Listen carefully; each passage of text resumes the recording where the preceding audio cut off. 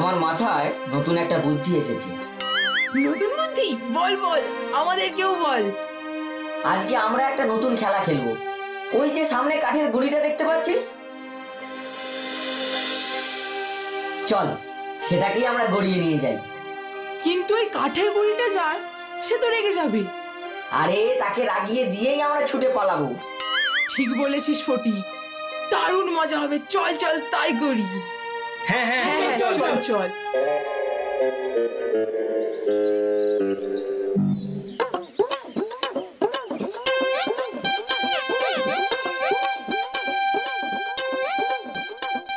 এই মাখন, কি করছিস?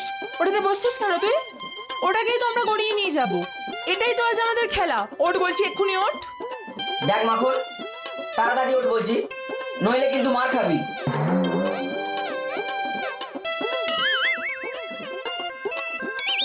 আমার মাথায় আগের চেয়ে আরো একটা ভালো খেলার বুদ্ধি এসেছে, তাতে আরো একটু বেশি মজা হবে। তাই নাকি? কি সেই নতুন খেলা? মাখনকে শুদ্ধ ওই গুঁড়িটা গড়াতে আরম্ভ করি, চল।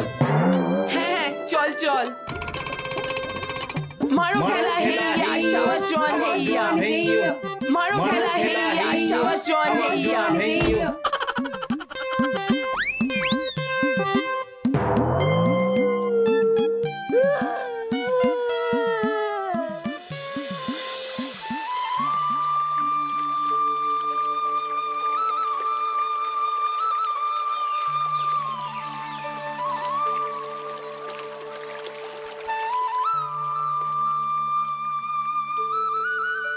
এই যে খোকা, চক্রবর্তীদের বাড়িটা কোথায় বলতে পারো?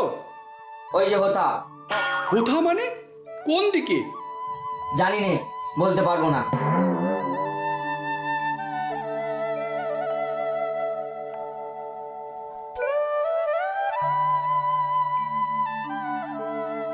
ফটিক দাদা, মা ডাকছে।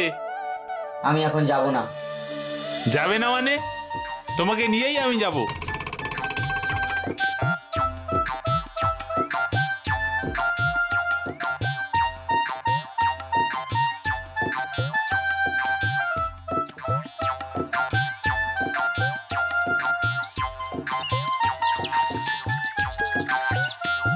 তুই আবার মাখনকে মেরেছিস? না না, আমি মারিনি। ফের মিথ্যে কথা বলছিস তুই? না, আমি মারিনি বলছি তো। তুমি মাখনকে জিজ্ঞাসা করো। ফের মিথ্যে কথা? পাজি ছেলে কোথাকার! তুই আমার গায়ে হাত তুলিস? এত সাহস তোর! দাঁড়া। এ কি? আরে কি হচ্ছে তোমাদের? আরে ও হ্যাঁ, এই যে দাদা, তুমি কবে এলে?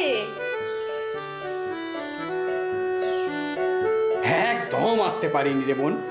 বিয়ের পর সেই যে পশ্চিমে কাজ করতে গেলাম, তারপর আর আসা হয়নি।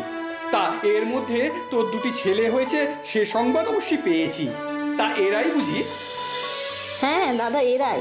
এই হলো আমার বড় ছেলে ফটিক। আমার হাড় মাস আলাদা করে দিচ্ছে, সারাক্ষণ জ্বালিয়ে খাচ্ছে। আরে তুমি তো সেই যার সাথে নদীর ঘাটে দেখা হয়েছিল।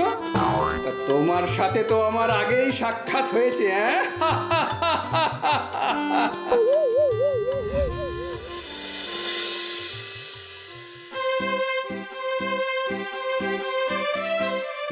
দাদা, তুমি সেই এতদিন পরে এলে, মাত্র কটা দিন থাকলে, আবার এখনই চলে যাবে বলছো। আর কটা দিন থাকতে পারলে না? উপায় নেই রে বোন, একদম উপায় নেই। কিন্তু এই ফটিক বাঁদর যে আমাকে জ্বালিয়ে মারে। তুমি ছিলে দাদা, তাই এই বাঁদরটা একটু সভ্য বালকের মতো আচরণ করছিল। আবার তুমি চলে যাবে, এই বাঁদরের আবার ল্যাজ গজাবে, আবার গাছে গাছে চড়ে বেড়াবে।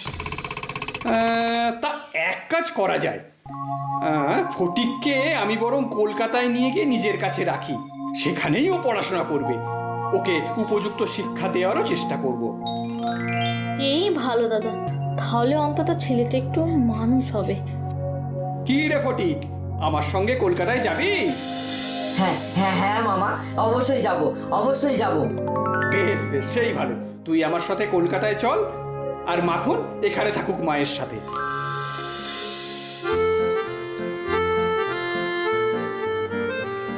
আমার ছিপ, ঘুড়ি, লাটাই সব তোকে দিয়ে গেলাম। আজ থেকে ওগুলো সব তোর।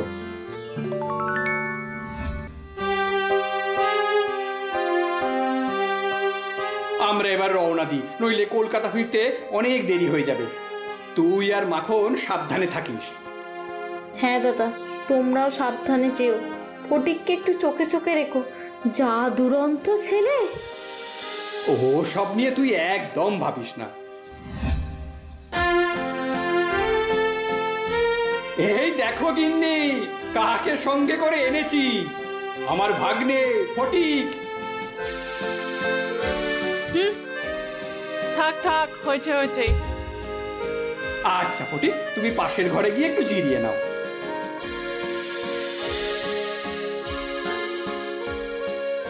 এ এখন থেকে কি এখানেই থাকবে? হ্যাঁ, মানে সেরকমই তো ভেবেছি। আমার তিনটে ছেলে নিয়ে আমি নিজেই হিমশিম খাচ্ছি, তার মধ্যে এই অপরিচিত অশিক্ষিত পাড়াগায় একটা ছেলেকে এনে জোটালে। বলি তোমার এত বয়স হলো, তাও কোনো কাণ্ডজ্ঞান নেই। হ্যাঁ,